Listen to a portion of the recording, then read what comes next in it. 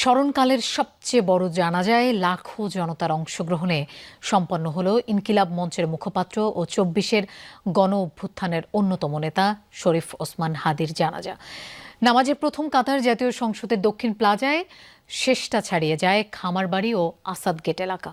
জনতার ভালোবাসা আর চোখের জলে সিক্ত হয়ে হাদি যখন ছুটলেন শেষ গন্তব্যে, তখন লাখো জনতার কণ্ঠে হাদি হত্যার বিচারের দাবি। এমন জানাজার নামাজ কে দেখেছে কবে?